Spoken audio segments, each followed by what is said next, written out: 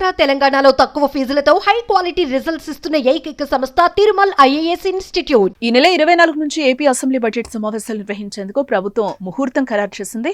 ఈ బడ్జెట్ సమావేశాల్లో భాగంగా ఫిబ్రవరి 28న అసెంబ్లీలో ఆర్థిక శాఖ మంత్రి పయ్యావుల కేశవ్ బడ్జెట్ను ప్రవేశపెట్టనున్నారని తెలుస్తోంది.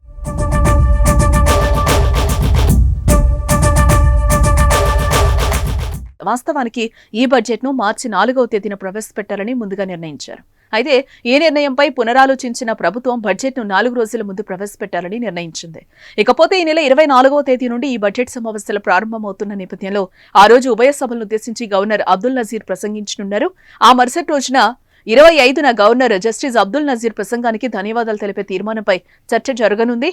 అదే రోజు ధన్యవాదాలు తెలిపే తీర్మానంపై సీఎం చంద్రబాబు మాట్లాడనున్నట్లుగా తెలుస్తోంది.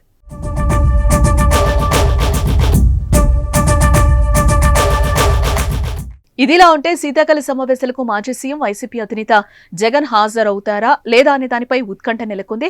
ఇటీవల జరిగిన సార్వత్రిక ఎన్నికల్లో వైసీపీ ఘోరంగా ఓటమి పాలైంది.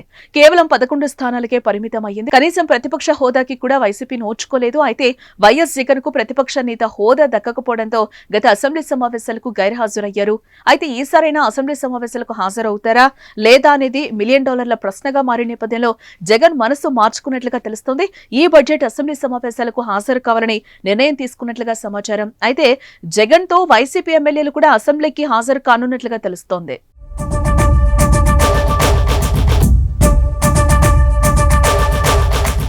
ఇక ఇదిలా ఉంటే గతంలో ప్రతిపక్ష హోదా ఇస్తేనే అసెంబ్లీకి వస్తానని జగన్ ప్రకటించారు. అసెంబ్లీకి వెళ్లినా సరైన గౌరవం ఇచ్చే పరిస్థితి లేదన్న అనుమానాన్ని వ్యక్తం చేశారాయన. దీనిపై ప్రతిపక్షాలు విమర్శలు వ్యక్తం చేశాయి. అసెంబ్లీకి రాకపోతే జగన్ పై అనర్హత వేటు పడుతుందని కూడా కామెంట్లు చేశారు. వైఎస్ జగన్ చెల్లి ఏపీపీసీసీ చీఫ్ వైఎస్ షర్మిల సైతం అసెంబ్లీకి వెళ్లకపోవడంపై తీవ్ర విమర్శలు చేశారు. జగన్ అసెంబ్లీకి రావడానికి మొహం చెల్లడం లేదంటూ తీవ్ర వ్యాఖ్యలు చేశారామె. అంతటితో ఆగకుండా కూటమి ప్రభుత్వాన్ని అసెంబ్లీ వేదికగా ప్రశ్నించే దమ్ము లేదని ధ్వజమెత్తారు. ఈ నేపథ్యంలో జగన్ తన మనసు మార్చుకున్నట్లుగా తెలుస్తోంది.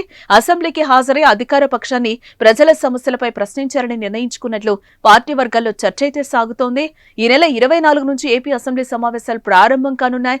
ఈ సమావేశాల్లోనే ప్రభుత్వం బడ్జెట్ ను ప్రవేశపెట్టనుంది. దీంతో సమావేశాలకు హాజరై ప్రజల పక్షాన ప్రభుత్వ తప్పులు జగన్ ప్రశ్నించనున్నట్లుగా సమాచారం.